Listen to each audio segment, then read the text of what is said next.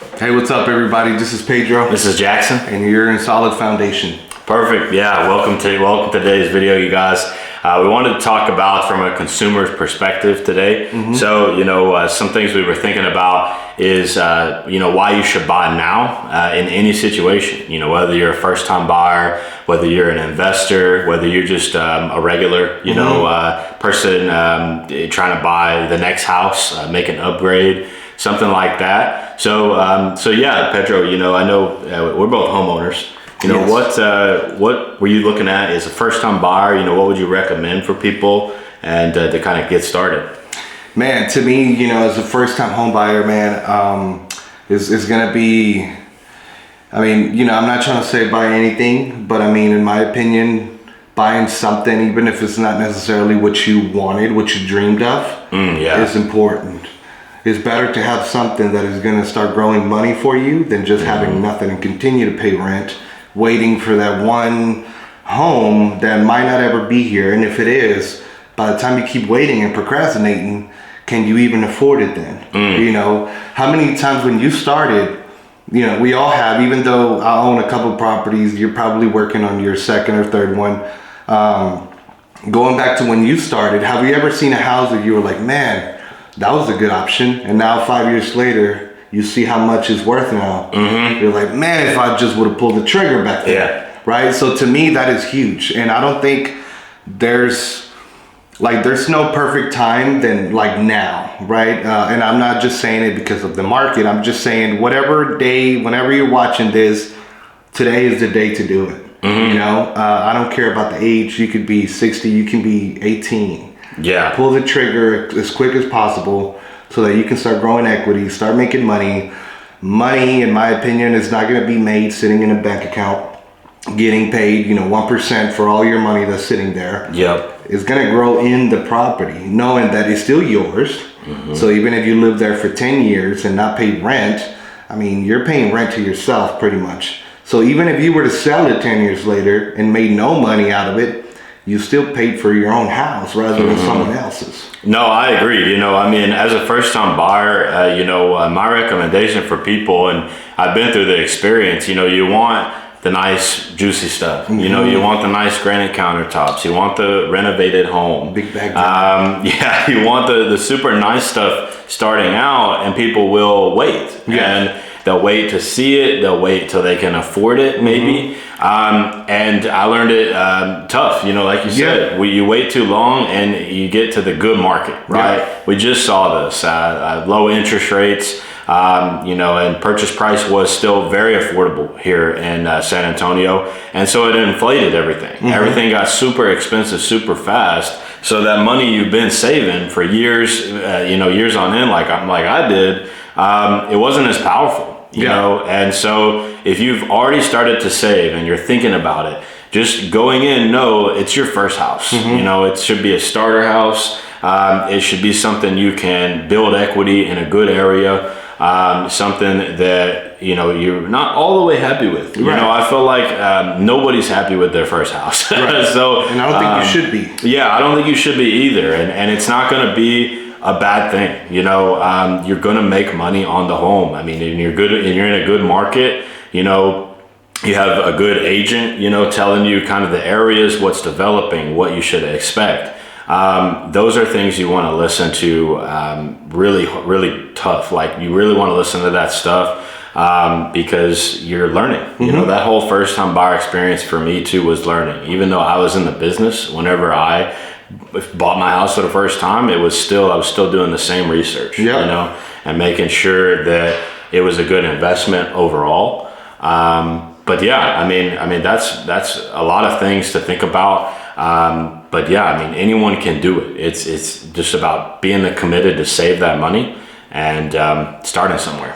And there are a few things you can do, right? Maybe you buy a home. You can either keep it for a long time, make money and sell it 10 years later, use the money towards a better home.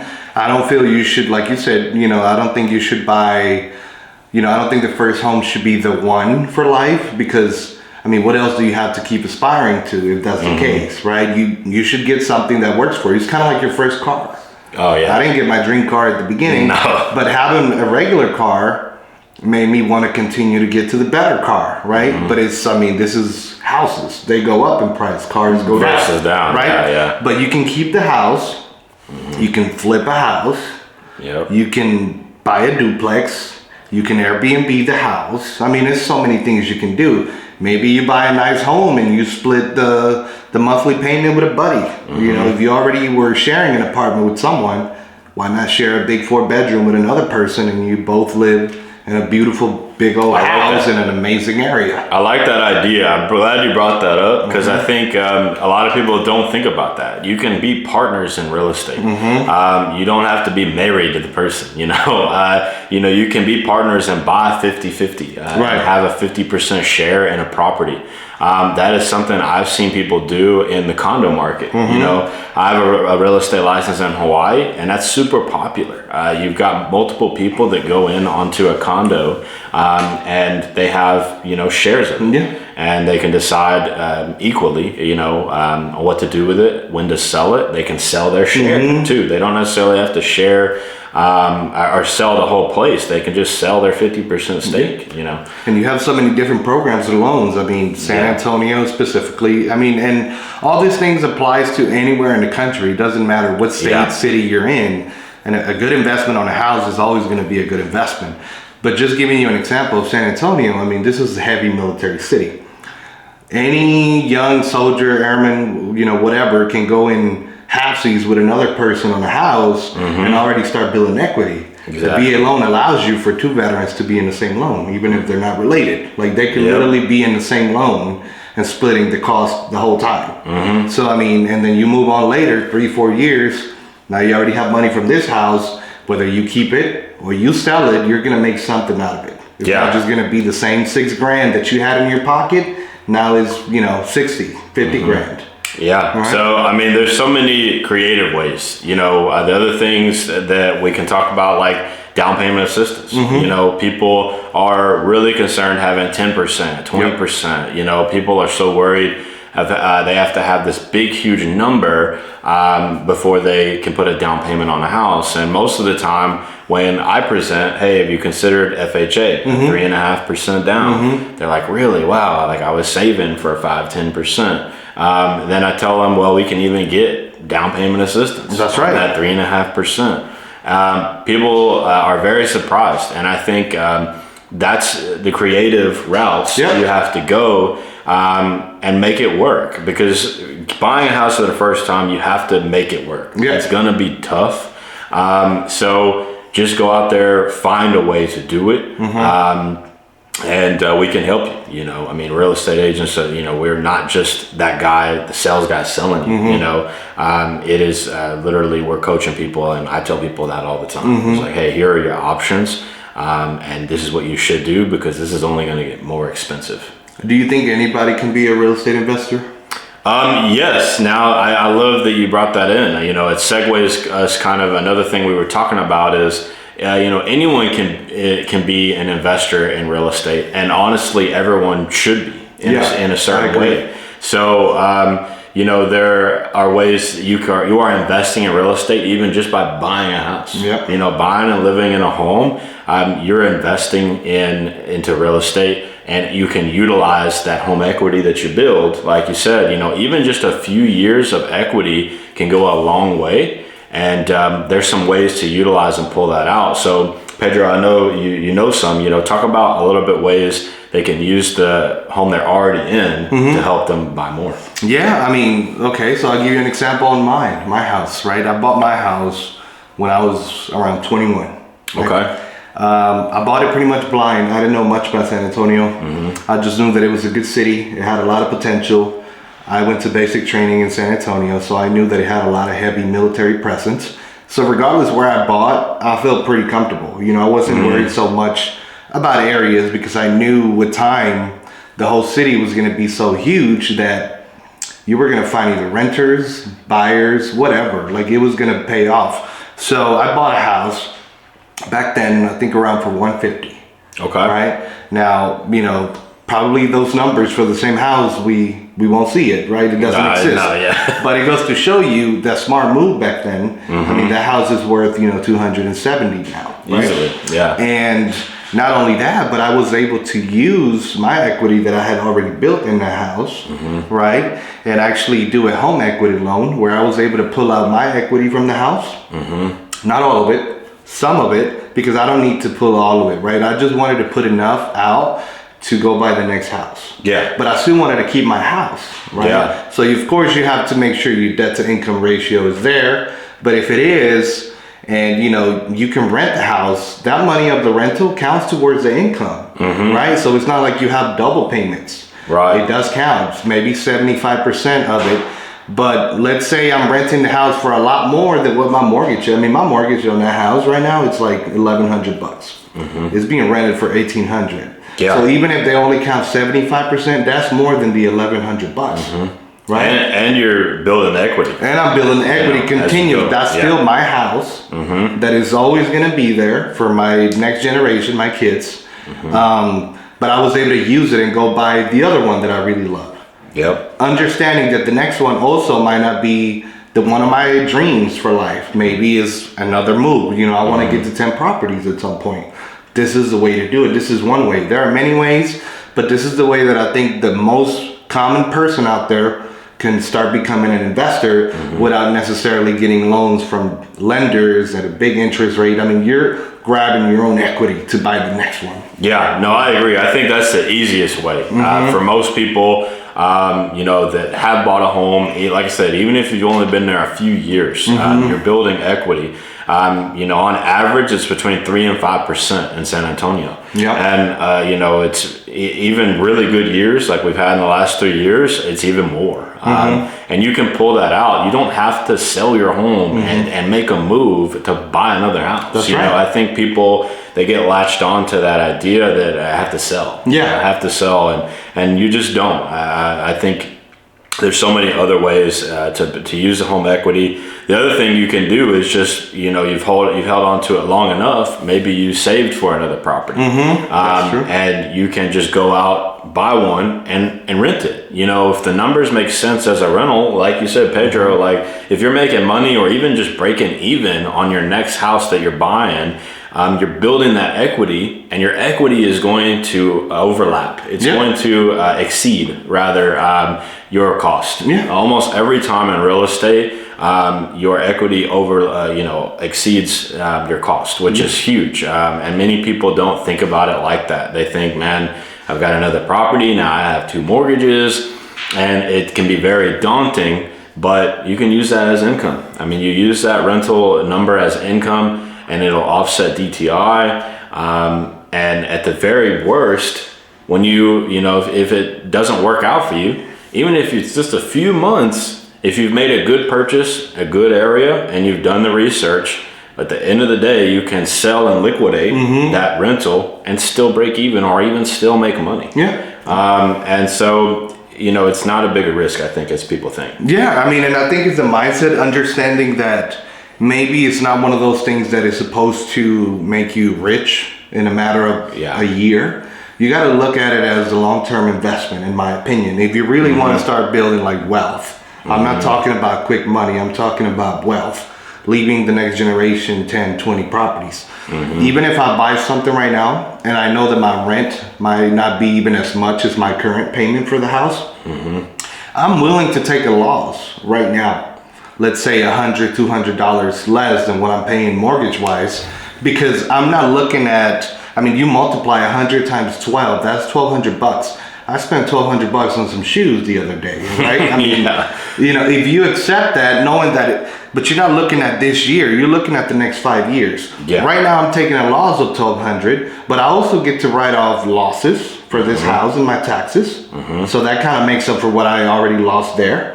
I still keep my house. Let's say that person stays there and the rent goes up next year another $300, $200. Now I'm breaking even. Maybe I'm making $100. But let's talk about 10 years from now, when the rent is almost, $800, $900 more, but you already paid off, 75 grand out of that loan. Yeah. And now your mortgage, and maybe you refinance later. Yeah. I mean, that is when you start really winning. That's when you're like, okay, this was a very, very good investment. But you got to train yourself to think 5 to 10 years ahead. Yeah. Right. Knowing that it's going to be that. And I know with this market being, rates being higher than, I guess, I don't want to say high because these rates were normal back then before COVID. COVID was a very unique type of thing for the whole world. But I think people got caught up in those numbers being what it should be forever. And it wasn't. It was only temporary. And even now with these rates being higher, I mean, some people would say, why would I want to sell my house that I have a 3% interest rate when the rates right now to buy are 7.5%? Why should I do that? What would you say to that person? Well, yeah, I mean, the thing is, at the end of the day, if you have the means not to sell, that would be my answer. We're not telling people to get rid of your rate and sell and move. You just want to take advantage of that interest rate. Even if you just bought it, I mean, let's say it's in 2020, the peak of COVID, the rates are low, prices are even, they've taken some cuts on it right early because there wasn't a lot of business being done. Yep. People got kind of worried. But thankfully, real estate is an essential service. So, when people were doing that and buying early, they're taking advantage of that rate. And so just 3 years have passed and now they've got potentially 30% more that their home is now valued. So like we've been saying, just take equity out, just take equity out, use it to buy a rental, use it to even upgrade sometimes. I mean, some people were making a lot of money doing this and they don't know it. They don't know that the equity has risen that fast. So I would tell them, I would just tell them, hey, let's consider taking it out, making a low risk investment on a place we know that has good rent. Because like you said, rent is going to continue to go up. That's another thing for you first time buyers out there. We know it's tough and we know everyone desires to own a home. Yep. So if you are renting out there, just think about that. Your rent is possible. There's a possibility it goes up every year. In fact, at this point, it's almost a guarantee that it goes up every year. But your mortgage is a fixed rate. When you go into a mortgage, most traditional mortgages are a 30-year fixed rate. And that payment is barely ever going up. And when it does, it's your tax rate that will increase and your taxes may go up, but it is a small hit and you barely notice it. That's right. Versus your hundreds, maybe even thousands up in rent. And you don't have a guarantee. At any point, the landlord could say, I want to sell. At any point, the landlord could say, I'm not renewing the lease. And then you just got to figure it out. And so if you're experiencing that, reach out. Because right then is the time we can make it happen and you want it to happen. And that way you don't get stuck into it. And some of the unique benefits, I want to talk about, let's say you already have one, you're going to keep it, your interest rate is slow, you want to keep this one. And you're like, well, why should I buy another one with the higher rate, even if it's for an investment? Well, we know one thing for sure. When rates go down, if they ever do, when rates are low, tons of buyers out there. Yep. What does that mean for sellers? Sellers don't have to cooperate as much. Right? They can price it knowing that people are still going to buy. It's in high demand, so they can stay firm on their price. They might not even offer any concessions towards the buyer. Now let's talk about the flip side of that. Higher interest rate, what does that mean? Not as many buyers. What does that mean for sellers? They don't have a choice but to work with buyers. Yeah. So why would I buy right now? Why not? Will be my question. You can get a house right now for 20, 30K less than what is priced at right now. You can get concessions from the sellers to help you right now. Yep. So even if you take a hit on a higher interest rate in your mind, you're getting the house for way lower than it's actually worth. And let's say you wait 2-3 years because everyone wants to wait. Everyone tells them, wait.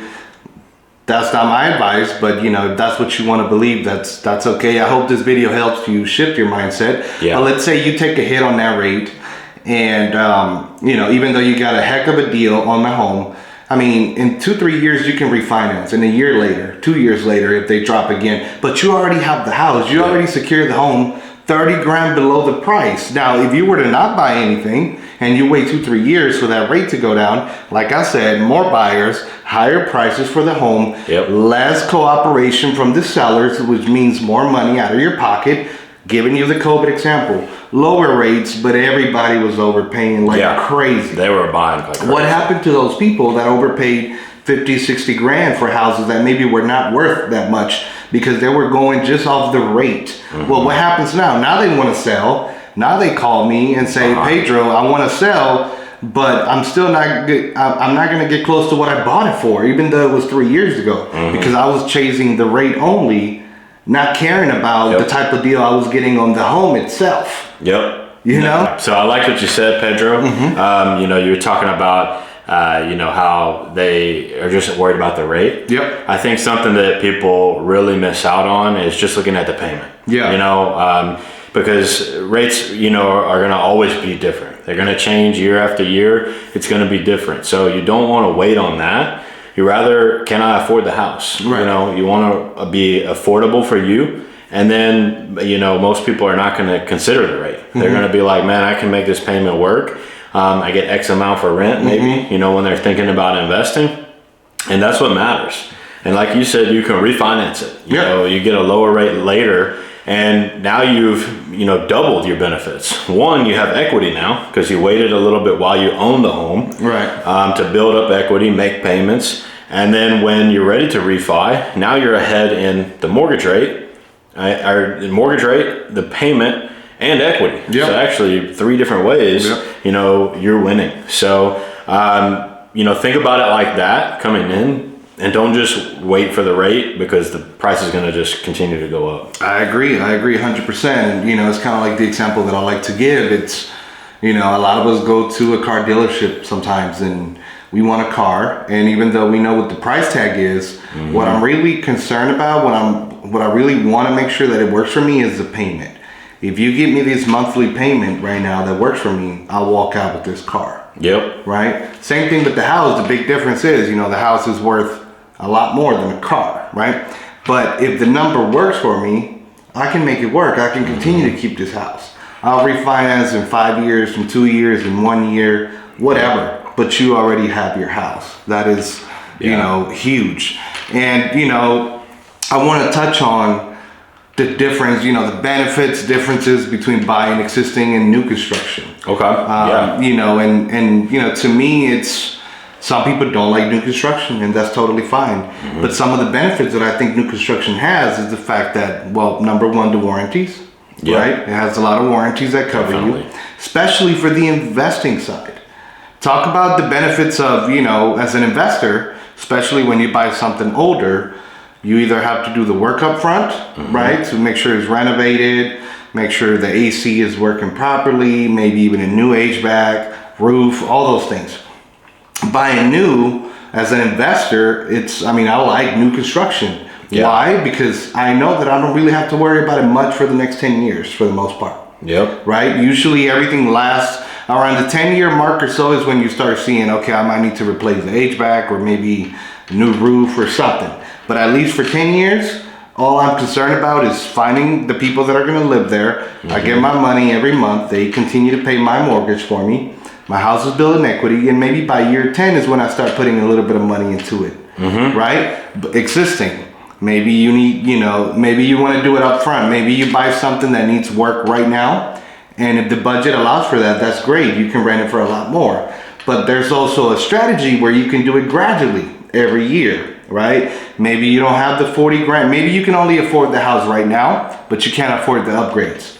You can still rent it. You can still make some money out of it. But a smart way to do it, in my opinion, would be to maybe put a little bit of money aside every year and do one thing at a time. Maybe not the full house. Maybe do the kitchen this year. Maybe do the bathroom next year. Maybe add a carport next year. Maybe put, you know, a new roof the year after that, right? And you do it gradually. You want to do it quality, right? Because, I mean, it's for rentals. The better the quality is, the less the chances of you having to redo it, right?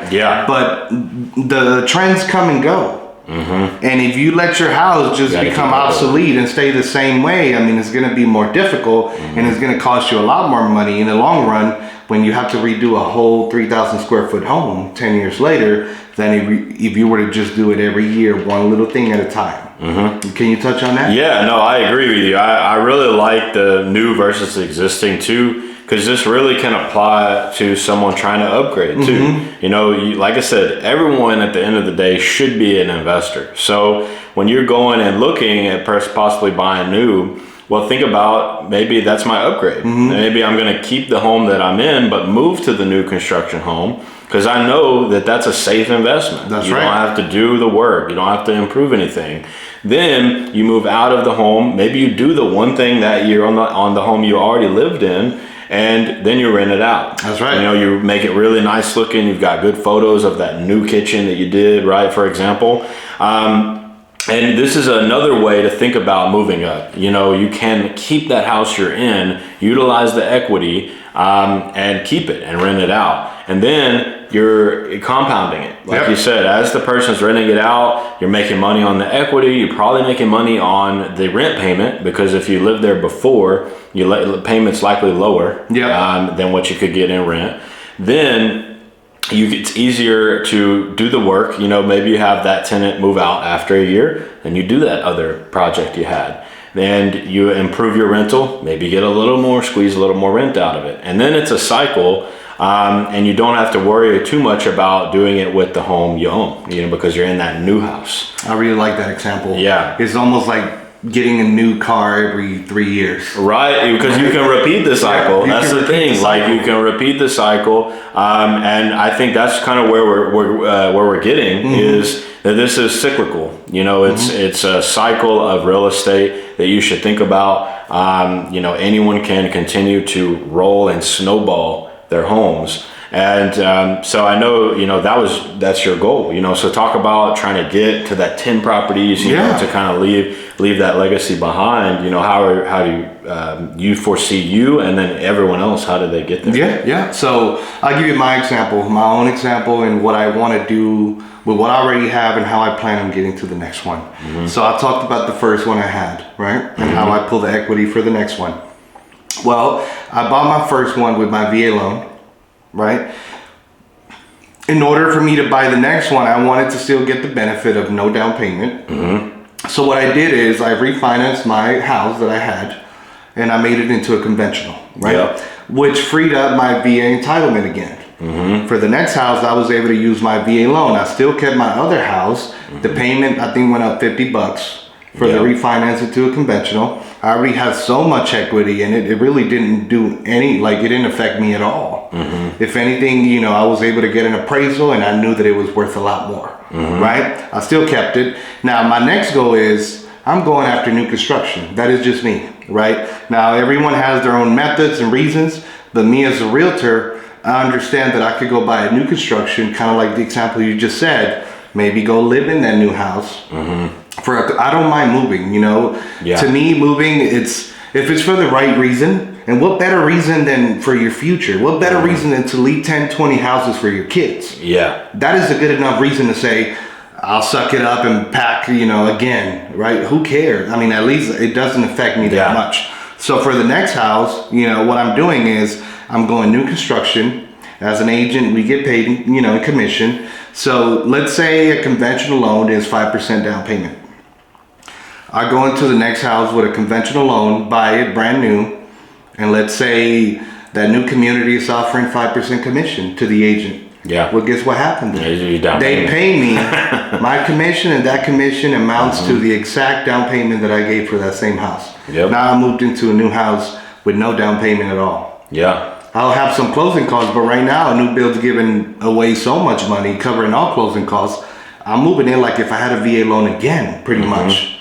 I pay myself back again with the commission.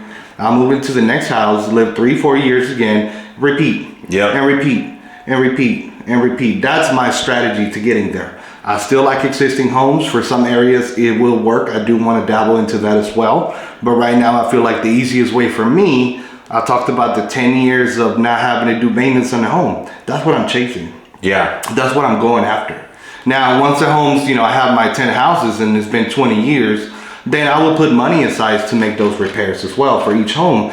but I know I can write off depreciation of a home. I know a lot of different things that people may not know about that we will talk about in further videos. Yeah. But that's a way you can make up for the losses that you know, on the house. Yeah. And still make more money out of it.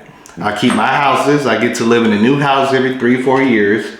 And that's my way of doing it. What about you? No, yeah. I mean, I think that's great. And, you know, there are definite ways here, even if you didn't have that commission, you know, to do it. Like, we're talking about, you know, home equity loans, and you don't, even just taking a small chunk out of it can be enough. And buying new construction, you're going to have so many incentives from a big builder.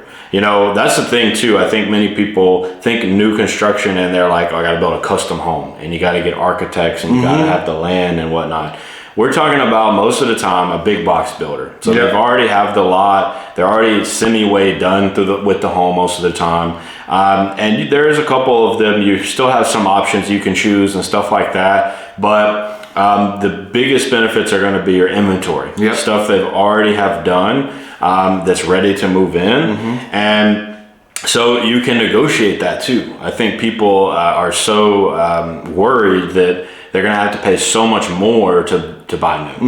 And I think the fact of it is just most of the time that's not true. I mean, yes, you're buying a newer, there's that new sticker premium, you know, we like to say, but I mean, we may be talking about a few $1,000s difference. And it all comes down to, you know, where you want to live, you know, how nice the house has to be. But if you're trying to stack homes, you know, the biggest thing comes into, is it a good neighborhood, and am I getting a good deal, and you know, am I going to make money on the deal? I mean, that's it. You should be thinking about every house. Am I going to make money in 10 years? Is this going to be a solid investment? Even if all your goal is, like, if you're like, hey, Jackson and Pedro, I just want a house to live in, even if you're there, you want to still think about it like this. Because it's a big decision. It's hundreds of thousands of dollars. You're taking a loan out for the most people are taking a loan out to purchase it. So you would like to make money on your investment, you know, and you're using that loan to help leverage yourself to make money. There's not anywhere else that I can go into an office and say, hey, I want a loan for $300,000. And I get to go invest it in the stock market. Right. Nobody is going to do that for you, and you can do that in real estate. That's right. You know. That's right. So yeah. And you have so many ways. You know, you don't need to be rich to buy a house at all. Right. You don't have to have that much money. You talked about down payment assistance. Yeah. That's the thing. If you qualify, you get in touch with a solid agent that knows what they're doing. You buy in the right area. I mean, you have USDA loans. Yeah. You have down payment assistance. You just have to have someone that knows what they're doing in the market. They know the areas. And they can advise you. You don't need to be rich. Now, for those people, I want to talk about, Jackson, let's say those people that own their own business, right? And, you know, as a business owner, you know, we own our small LLCs and whatnot and companies. And, you know, we want to write off a lot of things. But a lot of times we write off too much to where we can't qualify for a mortgage loan. Yeah, it's tough. What can you do then? So there's other options. So, you know, most people think of the traditional mortgage. So we're talking about Fannie Mae and Freddie Mac loans. Now, even if you don't know what that is, typically those are FHA, conventional. Like, when we say conventional, those are the two big names, because those are government money and government backed funds. Okay. So a lot of those have tighter restrictions and requirements. However, there are many loan types. Banks, big banks are familiar, are common with this. Also credit unions. They're more likely to do things like a portfolio loan or a bank statement loan. Bank statement is the most common for people who are, you know, small business owners. Maybe they have a lot of cash to work with. They do make money. They do make money. So they just write off a lot of expenses. They just write off a lot of expenses. And so if you bring that paperwork, you know, your taxes and actually a lot of them, you don't even have to bring your tax returns. You just bring your bank statements literally and say, hey, these are my bank statements over the last year. And, you know, this is how much I make per month. And they're going to use that to offset your debt to income, right? They're going to use that as your income.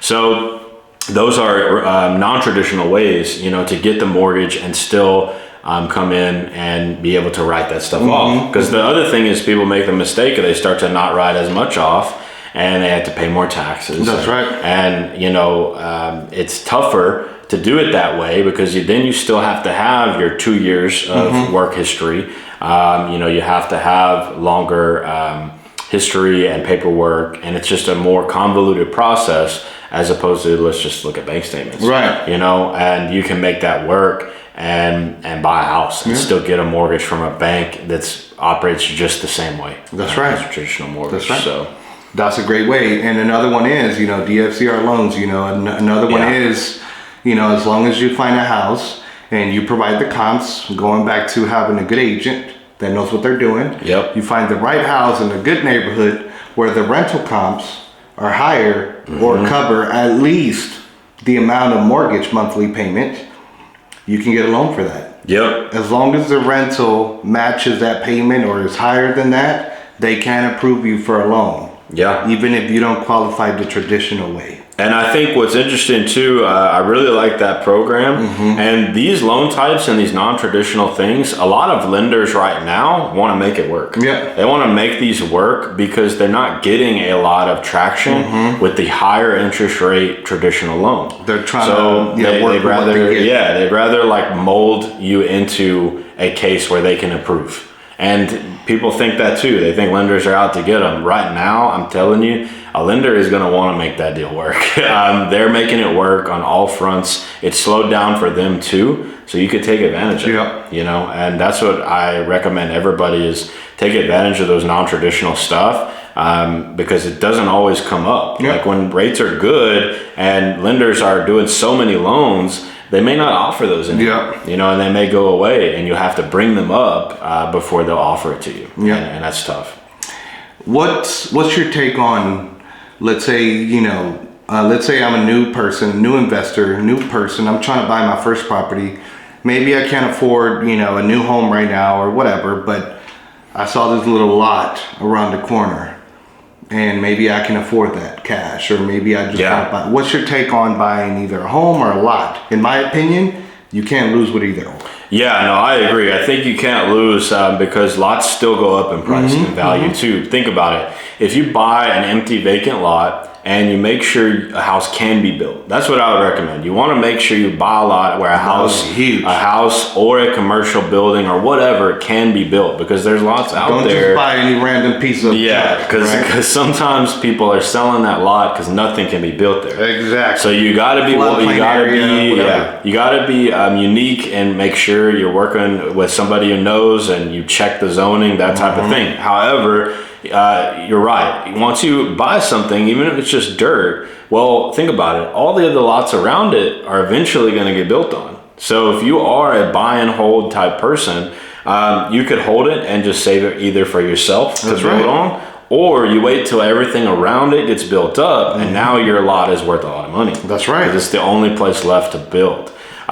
So yeah, you definitely can do the same with land. The other thing is, you can buy land in cash. Let's say you want to buy a piece of land and you buy cash, because land loan rather is different than a home mortgage. Yep. So I normally recommend let's pay cash, and you're not ready to build on it yet. Well, now you can wait. You have the lot, it's ready, and you can wait, save it, and then it's cheaper to go in and build your home because now you're not having to offset your land cost. So people definitely consider that too.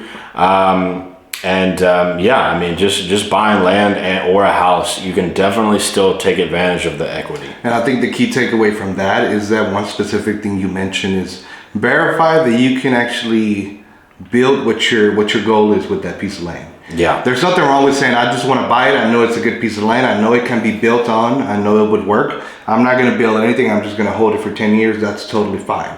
But make sure that whatever your goal is with that piece of land, that it allows you to do that. Yeah. There's nothing worse than buying a piece of land. You're thinking you're going to build a big house. Then later on you find out that the topography of the land will not allow you. And if you wanted to, the foundation would be $300,000 to make it even in order for you to build something there. Right. Yeah. But then also, just before I forget, Another way, Jackson, is for sale by owner, especially when it comes to land. I mean, even homes, right? You can find people that want to sell by owner, and if you don't qualify for your typical loan out there, that's a way to do it too. Maybe you don't want to wait 10 years, 2 years to qualify. You just want to do it right now, because we know that getting something right now is better than not having anything and continue to wait. Yeah. Another way you can go about it is find a property that's for sale by owner, right? A lot of times the concern before when the rates were lower is that the rates on a for sale by owner were so much higher. Well, right now, in my opinion, they're about the same as a lender. Yeah, you're talking about like owner finance. Yeah, the owner financing, right?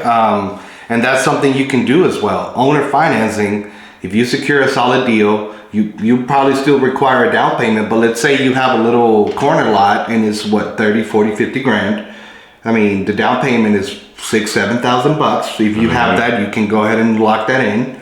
And then let's say in 2 years later, whenever you qualify for a loan, you can finance that and actually pay the loan to a lender and not have to deal with the actual seller anymore. Yeah. Right? That's another way to secure a property right now and not have to wait to qualify with someone else. And you can move into it and you work on stuff you may need to work on, like credit score. Maybe you didn't have the 2 years tax returns or whatever. Now, I agree. For owner financing is a great way to go in, and if you have the cash saved, you're buying the home. That's what people think. It's a misconception, when they do owner financing. Oh, well, the owner still owns it. I'm just paying him. No. Owner financing is legitimately a deed of trust gets recorded. The sale is recorded. It goes into your name. And there are contracts out there. Most of them are done by attorneys that work all that out. So you still get the house. It still goes into your name and everything like that. And you take a loan from an individual, and that's it. That's the only real difference, is you're paying an individual, not a bank. Right. And you're right. Most of them, even too, they're a balloon. So they'll get to 3 years, and the whole full amount's due anyway. So you just get your conventional loan then and roll. If you don't want to make it too risky, maybe you want to buy a little lot that's 30 grand for your RV or a mobile home. Oh yeah. You can do, seller's financing through there. In 2 years, you can pay it off. Yeah. Quick. Especially if you make money. Let's say you're a truck driver, pay the down payment. Maybe in the next year you give the full amount that you owe, and now it's yours. You didn't have to wait for a lender to approve you. You didn't have to file your taxes and make sure you didn't write up too much or whatever. That's a way to get something now. Yeah. And while you work on your credit and all that stuff, you already have the property. It's worth a lot more money now. Even if you want to sell it, once you pay it off, you probably are going to make 20 grand off of it. Something. That's the way to do it. And it's serious, and that's a great thing. So I'm glad you brought up like truck drivers, because they drive all over and they go out of state a lot, and maybe they're driving around, or you're out there and you're not in a certain state. So you can do this in out of state, and you can go and buy anywhere you'd like, anywhere in the U.S. Even foreign investment is something you can do here. It's just a different tax structure. But no matter where you are, so if you want to buy something from Florida, you're from Florida, let's say, and you want to buy something in Texas as a rental, you can do that. I've done virtual tours and help people buy here no matter where they are. And so you can take advantage of a nationally low purchase, nationally low price, no matter where you are, and take advantage of this and invest that way. I mean, that was huge during COVID. How many people we had moving from other states, and I'm sure everywhere in the country, but specifically Texas is one of those places that is just a great market. It's a great lifestyle, great living. It's a really big state, very unique state. It has a lot of benefits over here. Land is still a lot more affordable than a lot of other places. That was such an attractive place. From California, Seattle, all those different places were coming here. Even if maybe they weren't moving here until 10 years from now, they secure their house already. They knew the price was so good. Yeah, they knew the price was so good here. They were taking advantage of it. And the thing is, it's lower risk for them. In California and really hot areas, San Francisco, LA, San Diego, no matter where you look at this point, in the big cities, our average home was $700,000. And to have to take that big risk on an investment is really tough for everyone. So, looking somewhere where it's 130K, in parts of San Antonio was attractive a few years ago. So it still happens, and you can do it anywhere. So the key of this whole video is don't wait too long. You know, don't wait for the perfect scenario to pull the trigger on buying a house. Yeah. Do it now while you can. Don't have the same scenario that happens to most of us, that we reminisce as we drive around these neighborhoods, and I've seen the price increases over the years, and I just wonder, man, if I would have just moved on it quicker. If I would have just put this money aside instead of buying clothes or whatever into this, I probably already would have had my 10 houses if I would have done it sooner. There's no age limit. You don't have to be 30, 40 to do this. Start as soon as you can, right? You already pay taxes.